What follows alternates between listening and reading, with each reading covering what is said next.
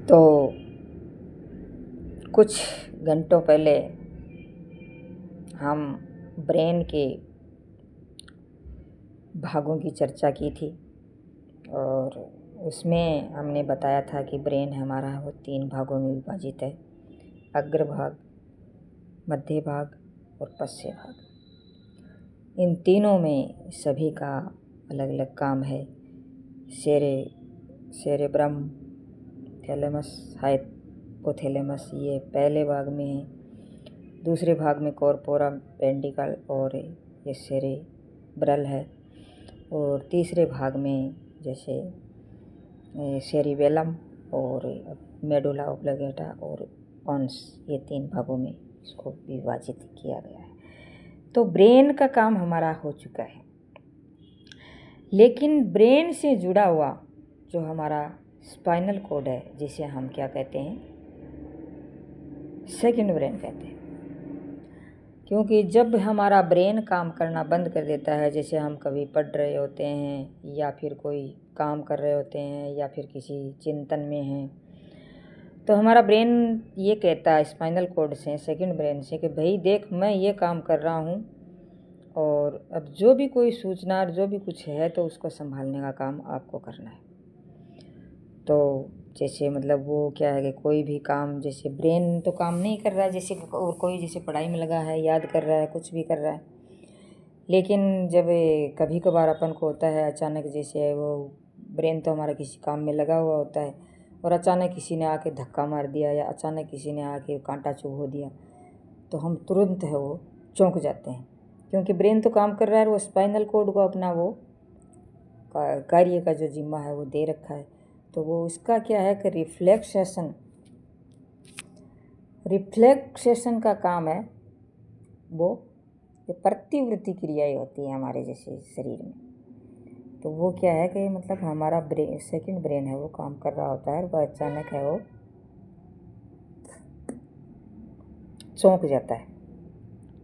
इसलिए कभी जैसे छींक आना है, पलक झपकाना है, आँख फड़कना है, जम्भाई लेना है, नींद में चौंक जाना है, इस प्रकार की चीज़ें ये रिफ्लेक्स एक्शन के अंदर आती हैं। तो ये हमारे मेरुरज्जु का काम है, वर्टिब्रल कॉलम या मेरुदंड भी जिसे कहते हैं, रीढ़ की हड्डी भी हम कहते हैं इसे। तो हमारे ब्रेन से क्या है कि मतलब कुछ जोड़ी तंत्रिकाएं निकलती हैं, तो 12 जोड़ी तंत्रिकाएं हमारे ब्रेन से निकलती हैं और 31 जोड़ी हमारी स्पाइनल कॉर्ड से निकलती है। ये तंत्रिका, इन सभी को मिलाकर के हमारा ब्रेन है वो बनता है पूरा। तो इसमें क्या होता है कि ये तंत्रिकाएं ये जुड़ी हुई होती हैं। तो हमारे शरीर में जैसे मतलब हमारा शरीर काम कर रहा है, तो हमारे शरीर का 90% भाग है वो क्या करता है, 90% भाग को कंट्रोल कौन करता है, हमारा ब्रेन करता है। तो फर्स्ट भाग में जैसे मैंने आपको बताया है कि ब्रेन के बारे में वो 3 भागों में विभाजित है, इसके अपने अपने अलग अलग भाग हैं, तो वो कंट्रोल 90% भाग को करता है। लेकिन स्पाइनल कॉर्ड है जो हमारी रीढ़ की हड्डी, हमारी मेरुरज्जु है, वो इस सेकंड ब्रेन है जो 10% कंट्रोल करता है। वो भी हमारी जो सेंसरी नर्व्स हैं, मोटर नर्व्स हैं, हमारी जो ये नसें जो निकलती हैं वहाँ से 12 जोड़ी मतलब ब्रेन से निकलती हैं या 31 जोड़ी तंत्रिका ये अपने स्पाइनल कॉर्ड से निकलती हैं, इसको कंट्रोल करने का काम भी ये करते हैं। तो नर्व सिस्टम में जैसे हम देखें तो नर्व सिस्टम में न्यूरॉन्स हैं, वो क्या है कि एक्टोडर्म से बना हुआ होता है। जैसे एक्टोडर्म, मेसोडर्म, जैसे भ्रूण बढ़ता है लीवर में, मेसोडर्म में बनता है, तो इस प्रकार से ये न्यूरॉन है वो एक्टोडर्म से बनता है। तो इसमें क्या होता है कि हमारे शरीर में तंत्रिका तंत्र हैं, ये 3 प्रकार की होती हैं। एक तो सेंट्रल नर्व सिस्टम। तो सेंट्रल नर्व सिस्टम में क्या होता है कि जैसे ब्रेन 90% काम कर रहा है, वो 90% तो वो ब्रेन की जो नसें हैं वो, और स्पाइनल कॉर्ड, जैसे ब्रेन नसें नहीं, ब्रेन और स्पाइनल कॉर्ड, सॉरी मैं गलत बोल दिया, ब्रेन और स्पाइनल कॉर्ड है, इन दोनों को मिला करके हमारा सेंट्रल नर्वस सिस्टम बनता है, 100% हो जाता है, इनको मिलाने से बनता है। दूसरा है पेरिफेरल नर्वस सिस्टम, जो बनता है हमारी स्पाइनल कॉर्ड से, जो नसें निकलती हैं और हमारे ब्रेन से निकलती है। स्पाइनल कॉर्ड की 31 जोड़ा और ब्रेन से 12 जोड़ी जो नसें निकलती हैं, इसे हम पेरिफेरल नर्वस सिस्टम कहते हैं। अब ब्रेन से ये जो निकलती हैं दोनों, ये हमारी पेरिफेरल नर्वस सिस्टम के अंतर्गत आती हैं, जिसे हम परिधीय तंत्रिका तंत्र कहते हैं। और अब आती है तीसरे प्रकार की, जो है स्वायत्त तंत्रिका तंत्र, जिसे ऑटोनोमस तंत्रिका तंत्र कहते हैं, जो फ्री रहते हैं। तो ये हमारी इस प्रकार से ये दोनों तीनों हमने इसके बारे में बताया कि ब्रेन पहली सेंट्रल नर्वस सिस्टम है, जो केंद्रीय तंत्रिका तंत्र है। सेंट्रल नर्वस सिस्टम मतलब केंद्रीय तंत्रिका तंत्र। केंद्रीय तंत्रिका तंत्र में क्या आता है? ब्रेन आता है, स्पाइनल कॉर्ड आता है। पेरिफेरल तंत्रिका तंत्र, जिसे परिधीय तंत्रिका तंत्र कहते हैं, तो 12 जोड़े जो मतलब ब्रेन के और स्पाइनल कॉर्ड के 31 जोड़े ये नसें हैं, इनको मिला करके ये बनता है। ऑटोनोमस नर्वस सिस्टम है, जिसे स्वायत्त तंत्रिका तंत्र कहते हैं। तो उसमें क्या होता है कि ये 2 प्रकार से होता है।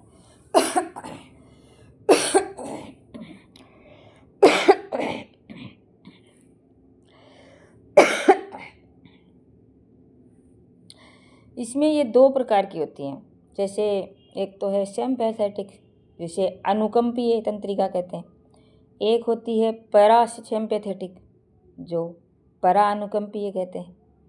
तो इसमें क्या होता है कि जिसे अनुकंपीय तंत्रिका तंत्र है, उसमें क्या है कि ज़बरदस्त आदमी का घबराना, डर लगना, भयभीत होना, झाग आ जाना, आंखें बड़ी बड़ी हो जाना, गुस्सा आ जाना और शरीर में कंपन हो जाना, इस प्रकार की चीज़ें हैं वो इस अनुकंपीय तंत्रिका के अंदर आती हैं।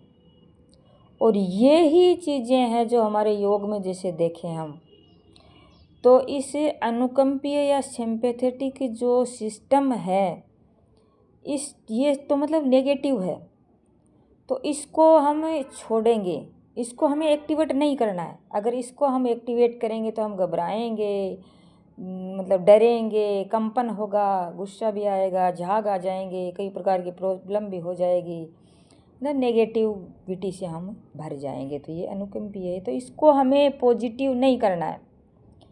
हमें क्या है कि हमारी सात्विक प्रवृत्ति, सत्य, जैसे सत्य रज तम है, 3 प्रकार के जो होते हैं गुण हैं, उसमें सत्व गुण है, उसको हमें एक्टिवेट करना है।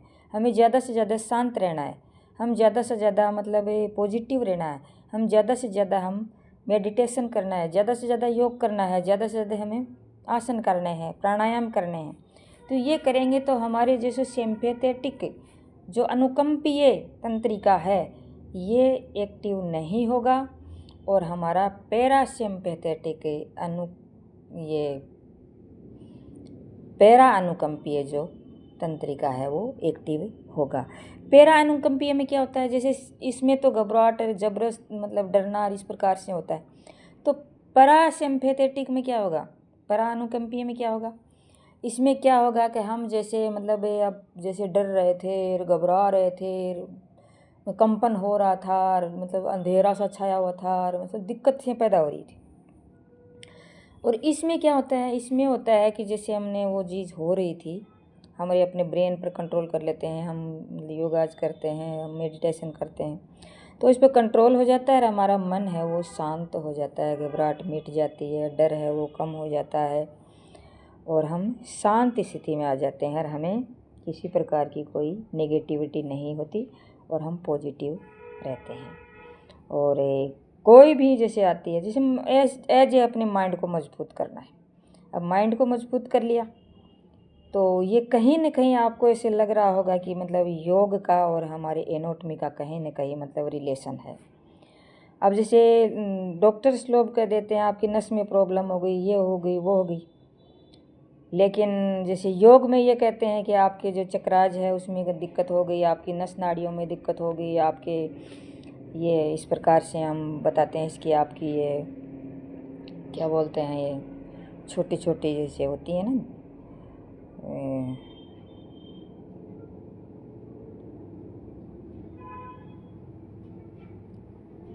कैपिलरीज, उस कैपिलरीज हैं उसको, इसके बारे में ये जैसे बताते हैं योगी।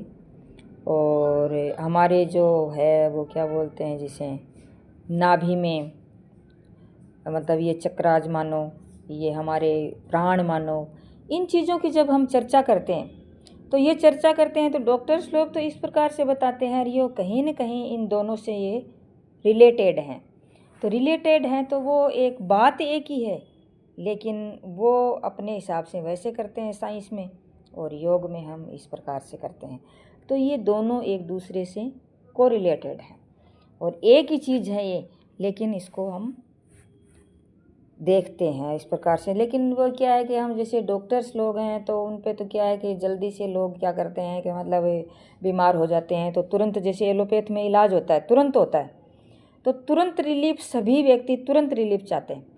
और अगर तुरंत रिलीफ है, और ये भी सही है कि मतलब तुरंत रिलीफ अगर मान लो किसी व्यक्ति के जैसे मान लो बहुत भयंकर पेन हो रहा है तो उस पेन को, अरे अगर हम इंतज़ार करेंगे योग का और हम जैसे अपने आयुर्वेद का और ये, तो इतने में तो व्यक्ति की जान जा सकती है।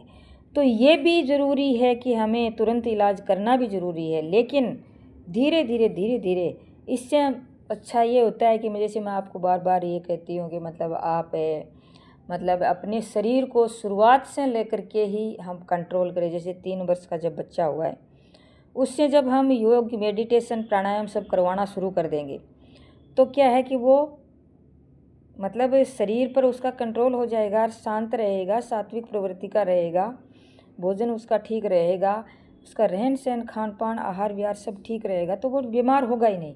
इसलिए शुरुआत से ही ये अपनाने की चीज़ें होती हैं। तो इसलिए शुरुआत से जब हम इस चीज़ों को अपनाएंगे तो हमें दिक्कतें नहीं होगी।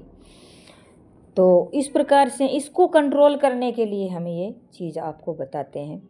तब मैंने सोचा कि मतलब अकेले जैसे हम योग करना बताते हैं तो ऐसी दिक्कतें वो लोगों में मतलब इतनी जल्दी से वो चीज़ें समझ नहीं आती और मानते भी नहीं हैं, और योग के प्रति सभी का इतना है भी नहीं कि मतलब योग इतना कारगर है क्या। आजकल तो फिर भी लोग मानने लग गए हैं। जैसे कभी कभार क्या होता है, जो कई संस्थान हैं ऐसी रहती हैं, जैसे हम क्या करते हैं, सबसे पहले हम ये करते हैं कि मतलब आसन करवाएंगे और आपको ठीक करेंगे। क्योंकि अगर हम उसको ये कहें कि आपके विचारों को हम चेंज करेंगे तो वो कभी भी हमारी क्लास में या हमारी जैसे ये अपना वीडियो कोई देखेगा नहीं। अगर मान लो उसको ये कहेंगे कि मतलब आपको हम आसन कराएंगे और अपने स्वास्थ्य का ठीक करेंगे, तो वो क्या है कि वो जो सोचता है कि अपने ये स्वास्थ्य खराब तो है, हमें ठीक तो करना ही है, हम कितने दिन हो गए दवाई लेते हुए, हम परेशान हो रखे हैं, इसलिए हमें ठीक तो होना ही है। तब वो आ जाता है और धीरे धीरे 2-3 महीने इधर चलता जाता है तो वो उसकी वो चीज़ समझ में आ जाती है और उनके विचार चेंज होने लग जाते हैं। इसलिए हम ये करते हैं कि मतलब विचारों को हमारा चेंज करना बहुत ज़रूरी है। अगर विचारों को चेंज हम नहीं करते हैं तो कोई फ़ायदा नहीं है योग करने का। तो योग हम इस जो चीज़ हम बताते हैं, मतलब आसन बताओ तो या फिर प्राणायाम बताओ या फिर मेडिटेशन बताओ, ये सब चीज़ों के माध्यम से हम आपका विचारों का चेंज करने का प्रयास करते हैं। और विचार चेंज हो गए, थॉट चेंज हो गई, तो ये मानो कि आप धीरे धीरे एक बहुत ही अच्छे व्यक्तित्व के धनी बनने जा रहे हैं, एक अच्छे व्यक्ति बनने जा रहे हैं, एक अच्छे इंसान बनने जा रहे हैं। तो एक अच्छा इंसान बनाया जाता है, तो इच्छा इंसान बनाने के लिए हमें इन चीज़ों से, इन सीढ़ियों से तो हमें गुजरना ही पड़ेगा। तो ये हमारी ऑटोनॉमस नर्वस सिस्टम के बारे में आपके लिए ये इतना एक्सप्लेन किया। और अब इसमें आता है कि जैसे डॉक्टर्स लोग हैं, जैसे ऑपरेशन करते हैं तो वो क्या करते हैं, ऑपरेशन करते हैं तो हमारी स्पाइनल कोड है, स्पाइनल कोड में एनेस्थेसिया दिया जाता है बेहोश करने के लिए। तो ये हमारे अपने में ये विचार आता है कि मतलब ये हमारी स्पाइनल कोड में ही क्यों दिया जाता है। तो इसमें स्पाइनल कोड में दिया जाता है तो विचार अगर हम नहीं करते हैं, चिंतन नहीं करते हैं, मनन नहीं करते हैं, या फिर हम इस चीज़ को व्यवहार में नहीं उतारते हैं, तो मतलब ये चीज़ हमारे कभी भी समझ में नहीं आएगी। और अगर इसको उतार लेते हैं तब हमें ये चीज़ समझ में आ जाती है कि मतलब क्यों देते हैं। तो इसमें क्या है कि ये सारे जो ब्रेन की 12 जोड़ी हैं और 31 जोड़ी हमारी स्पाइनल कॉर्ड की जो नर्व्स हैं, ये सारी यहाँ से निकलती हैं, और यहाँ से निकलती हैं तो ये यहाँ ही लगा जाता है कि ताकि व्यक्ति बेहोश हो जाए, सुन्न हो जाए, और ऑपरेशन करें तो दिक्कत ना आए, डर न लगे, या फिर उसके दर्द ना हो। इस प्रकार से ये इसे दिया जाता है। और एक देखें, जैसे हम सेरेब्रम है उसको नापने की इकाई है वो कौन सी है, तो कॉर्टेक्स में इसे नापा जाता है। आईक्यू को कॉर्टेक्स में नापा जाता है।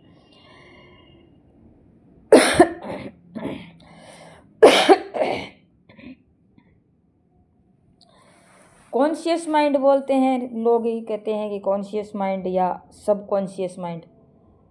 तो कॉन्शियस माइंड है जिस पर हमारा कंट्रोल रहता है, और सब कॉन्शियस माइंड है जिस पर हमारा कोई कंट्रोल नहीं रहता है। और जैसे कभी कभार आपने देखा होगा एक्सीडेंट जब व्यक्ति होते हैं तो उसमें ये होता है कि जैसे ब्रेन सूज जाता है और व्यक्ति है वो कोमा में चला जाता है। तो उसे क्या है कि मतलब कोमा में जाने के बाद में उसे दिक्कत पैदा हो जाती है। जैसे कभी कभार हम दौड़ते हैं तो श्वास नहीं ले पाते हैं। श्वास नहीं ले पाने का कारण क्या है, हमारे पैरों में लैक्टिक एसिड जम जाता है, हमारे शरीर में लैक्टिक एसिड जम जाता है जिससे नहीं ले पाते हैं हम। हमारे फेफड़ों में जम जाता है, सब जगह जम जाता है, इसलिए ये नहीं ले पाते हैं। और बेहोशी की स्थिति में क्या होता है कि जैसे हमारा ब्रेन का और हमारा स्पाइनल कोड है, इन दोनों का संपर्क है वो टूट जाता है, क्योंकि दोनों एक साथ काम करते हैं।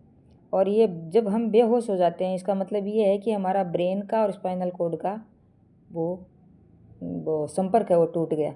क्योंकि वैसे देखें तो आप नर्वस सिस्टम, ये हमारे जो न्यूरॉन है, हमारे ब्रेन की जो कोशिका है, सबसे बड़ी कोशिका है, और इसमें आप इसका अगर चित्र के माध्यम से अगर देखें तो इसके बीच में मतलब यहाँ थोड़ी जगह है, खाली जगह, स्पेस है।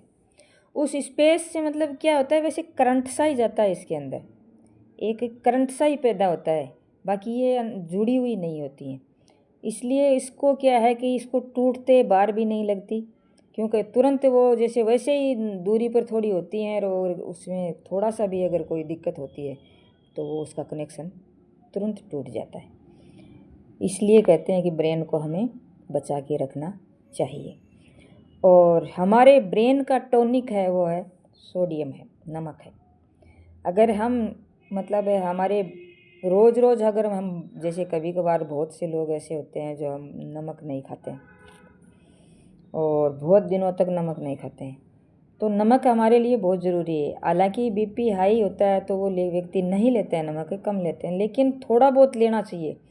एक स्वस्थ व्यक्ति के लिए 5 ग्राम नमक ज़रूरी होता है, लेकिन जिसकी कोई प्रॉब्लम हो गई तो उसके लिए 2 ग्राम नमक तो उसको जाना ही चाहिए पूरे शरीर में, क्योंकि ये नमक है, ये हमारे ब्रेन की खुराक है, इसलिए इसे हमें लेना बहुत ज़रूरी होता है। इसलिए मैं ये मानती हूँ कि आपको ये थोड़ा बहुत भी कुछ अगर समझ में आता है कि ब्रेन को बचा के रखना ज़रूरी है, तो आप कोई इस वीडियो को देखें और इस चीज़ों को ग्रहण करें और अपने ऊपर अप्लाई करें और अपने आप को ठीक करें और लोगों तक पहुंचाने का प्रयास करें। अच्छा लगे तो लाइक करने का प्रयास करें, और आप अगर सब्सक्राइब, लाइक, शेयर या बेल आइकन आप दबा सकते हैं अगर आपको जो भी चीज़ अच्छी लगती है। तो बाकी इसका ये आपको ये तो सभी मेरे पहले ही वीडियो में भी बता दिया था कि मोटर नर्व्स हैं वो क्या होती हैं, ब्रेन से बॉडी को जैसे सूचना देती है, और सेंसरी नर्व्स हैं वो क्या होती हैं, हमारी बॉडी से वो जो सूचनाएं हैं उसको रिसीव करती हैं, और मिक्स नर्व्स हैं वो सारी दोनों प्रकार की चीज़ें हैं वो करने का काम करती हैं। तो आज बस इतना ही। ये अपना नर्वस सिस्टम पूरा हुआ, ब्रेन और स्पाइनल कॉर्ड दोनों आपके समक्ष प्रस्तुत कर दिए। और थैंक यू। जय हिंद, जय भारत। मैं डॉक्टर सुशीला योगाचार्य अपनी वाणी को विराम देती हुई फिर से धन्यवाद देती हूँ। जय हिंद, जय भारत।